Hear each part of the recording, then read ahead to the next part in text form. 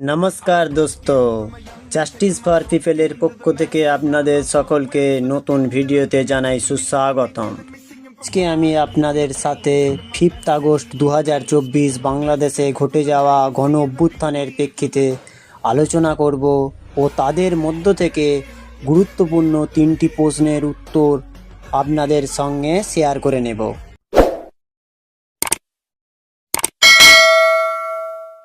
Question number 1, আমরা আগের বাংলাদেশ সংক্রান্ত ভিডিওতে বলেছিলাম বাংলাদেশের যে আন্দোলন সেটা ছাত্র আন্দোলন না, সেটা কোটা বিরোধী আন্দোলন না, সেটা প্রকৃতপক্ষে ভারত বিরোধী আন্দোলন এবং হাসিনা বিরোধী আন্দোলন।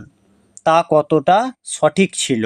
কোশ্চেন নাম্বার 2, প্রতিবাদী ছাত্র আন্দোলনের প্রতিবাদকে সমর্থন জানিয়ে পশ্চিমবঙ্গ তথা ভারতবর্ষের বেশ কিছু শিল্পী বুদ্ধিজীবী তার প্রতি সহানুভূতি ও প্রতিবাদ জানিয়েছিলেন, কিন্তু বাংলাদেশের সংখ্যালঘু হিন্দুদের জন্য তাদের প্রতিবাদ কোথায়?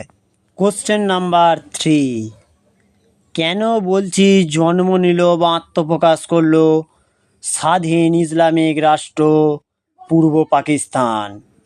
20 জুলাই 2024 আমরা বাংলাদেশ নিয়ে একটি ভিডিও পোস্ট করেছিলাম, যেটির লিঙ্ক ডিসক্রিপশান বক্সে দেওয়া আছে, আপনারা চাইলে দেখে নিতে পারেন।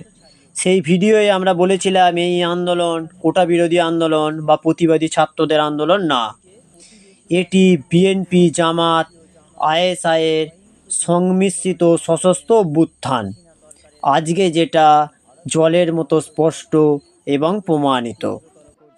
কিন্তু বেশ কিছু ইন্ডিয়ার জনপ্রিয় ইউটিউবার তাদের ভিডিওতে এটিকে প্রতিবাদী ছাত্র আন্দোলন হিসাবে উপস্থাপিত করে ভিউজ আর্ন করতে চেয়েছিল, যেমন ধ্রুব রাঠে। এনার সম্পর্কে যত কম বলা যায় ততই ভালো। ইনি হচ্ছেন পৃথিবীর সবজান্তা জ্ঞানী মানুষ, কিন্তু দুর্ভাগ্যের বিষয় যিনি ভারতের কোনো ভালো জিনিস আজ পর্যন্ত দেখতে পাননি। এমনকি এনার কন্টেন্টের মূল বিষয় ভারত বিরোধিতা করা এবং ভারতের ভাবমূর্তি বিশ্ব দরবারে ক্ষুণ্ণ করা।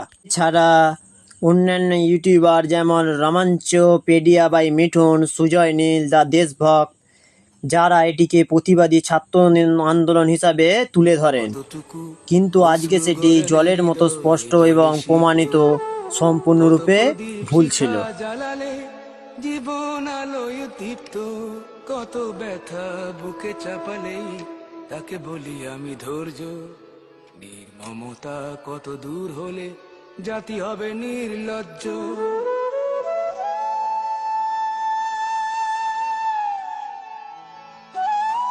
ইউটিউবারদের উদ্দেশ্যে আমি দুটো কথা বলতে চাই। নাম্বার 1, মায়ের সম্মান যেমন গুরুত্বপূর্ণ, তেমনি দেশ অর্থাৎ ভারত মাতা আমাদের কাছে মায়ের প্রতিমূর্তি। ভিউজ ইনকামের জন্য মায়ের সম্মানহানি কখনোই কাঙ্ক্ষিত না। নাম্বার 2, সমাজ মাধ্যম অর্থাৎ সোশ্যাল মিডিয়াতে ভিউজ পাওয়ার জন্য একমুখী তথ্য পরিবেশন না করে সঠিক তথ্য পরিবেশন অত্যন্ত গুরুত্বপূর্ণ ও কাঙ্ক্ষিত। তাই জাস্টিস ফর পিপলের পক্ষ থেকে নেশন আমাদের কাছে ফার্স্ট প্রায়োরিটি এবং সঠিক নির্ভুল উভয়মুখী তথ্য পরিবেশন আমাদের একমাত্র অঙ্গীকার। দেহে পান থাকা অবধি মাথা উঁচু করে খবর পরিবেশন করবে justice for people. Sheikh Hasina দেশ ছাড়ার পর বাংলাদেশে সংখ্যালঘু অর্থাৎ হিন্দু সম্প্রদায়ের ওপর চরম অত্যাচার শুরু হয়েছে, যে অত্যাচারে বেশ কয়েকজন খুন হয়েছেন, দলে দলে মহিলা ধর্ষিত হয়েছেন, দলে দলে হিন্দুরা বাড়ি ছাড়া হচ্ছেন। সাতক্ষীরা, যশোর, ফেনী, খুলনা, চট্টগ্রাম, ইস্কন সহ 100-র বেশি মন্দির ভাঙা হয়েছে, হিন্দুদের দোকানে আগুন লাগিয়ে দেওয়া হয়েছে, হিন্দুদের বাড়ি ঘরে আগুন লাগিয়ে দেওয়া হয়েছে।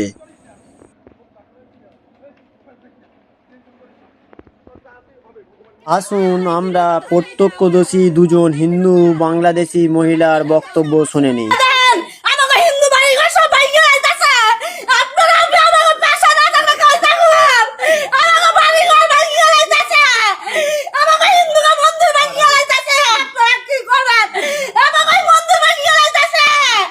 আমার কাকাকে খুঁজতেছিল, আমার ভাইকে খুঁজতেছিল, মানে এরা কোথায়? আমার মা বাইরে ছিল, আমার মা শুধু নিরুপায় হয়ে দাঁড়ায় দেখতেছে যে ঘরে ফ্যান বলেন, খাবার জলের জগ বলেন, একটা একটা গ্লাস বলেন, কিচ্ছু রাখে নাই, পিটাই ভাইয়া ফেলাইছে। বাবা যতটুকু পারছে ছবি তুলছে এবং বাবারে মারছে, বাবার গায়ে হাত দিছে। আর আমার ছোট কাকা তো পলাই আছে, আমার ছোট কাকাকে ওরা খুঁজতেছে। মানে আমরা কতটা নিরুপায় আজকের এই ছাত্রদের কারণে। আমরা এখন কি দেশ ছেড়ে নিজের জায়গা জমি ছেড়ে কি আমরা ইন্ডিয়া পালাই যাবো এটা মনে করতেছে সবাই? কেন ইন্ডিয়া যাব? আমরা স্বাধীন দেশে বাস করি না? আমরাও দেশের নাগরিক না? তো তাহলে কেন আমাদের সাথে এরকম হবে? করব ওনারা সকলেই এটা নিয়েও প্রতিবাদ করবেন, নাকি স্বস্তিকার শাড়ির বড় খাঁজে ওনাদের সব প্রতিবাদের ভাষা আটকে যাবে, সেটা দেখার অপেক্ষায় থাকলাম। আবার অপরদিকে সোনাম কাপুরের প্রতিবাদ সালমান খানের ডান্ডায় ঠান্ডা হয়ে যাবে না তো, তার অপেক্ষায় রইলাম। বাংলার কামপন্থী দেশবিরোধীদের মিছিল আমরা দেখেছি কলকাতা ও যাদবপুরের রাজপথে বাংলাদেশের বিএনপি ও জামাতের জঙ্গি আন্দোলনের সমর্থনে। আসুন ভিডিওগুলো আমরা দেখে নিই।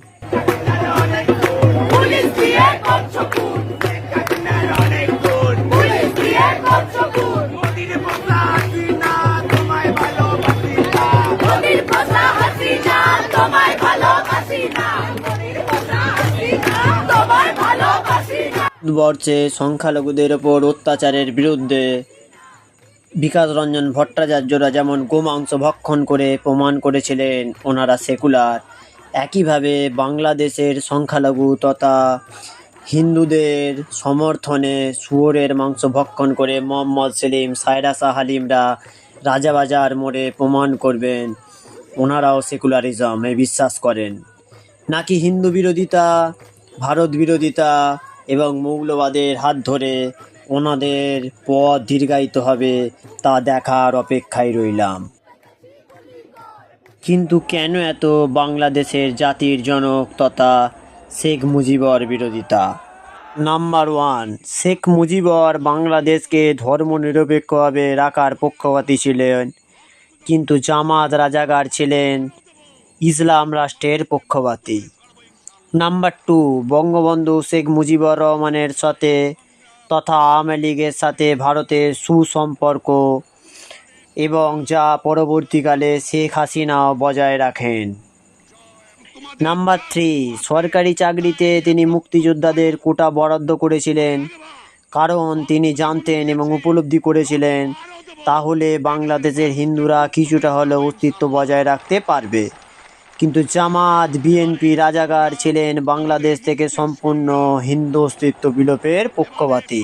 শুধু শেখ মুজিবুর রহমানেরই মূর্তি ভাঙচুর না, এমনকি বিশ্ব বরেণ্য কবি রবীন্দ্রনাথ ঠাকুরের মূর্তি ভাঙচুর, এমনকি রবীন্দ্রনাথের স্নেহের আমার সোনার বাংলা আমি তোমায় ভালোবাসি সেটি বদলেরও দাবি তুলছে আন্দোলনকারীরা।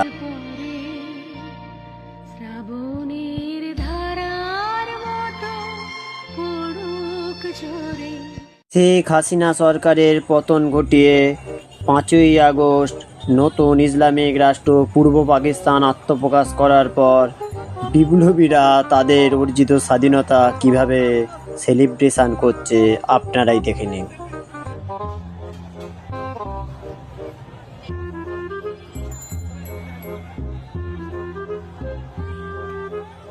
আসাম আমার, পশ্চিমবঙ্গ আমার, ত্রিপুরাও আমার। এগুলো ভারতের হাত থেকে ফিরে না পাওয়া পর্যন্ত বাংলাদেশের কোচি মুক্তিযোদ্ধারা বলছে নেক্সট টার্গেট ভারত। ভারতের দিকে তাকাস না রে ভাই, ফারাক্কা খুলে দিলেই তোদের ইনশাল্লাহ বিসমিল্লাহ হয়ে যাবে। কয়জন গিয়া বর্ডারে গিয়া থাক, আর কইলাম না এইসব কথা।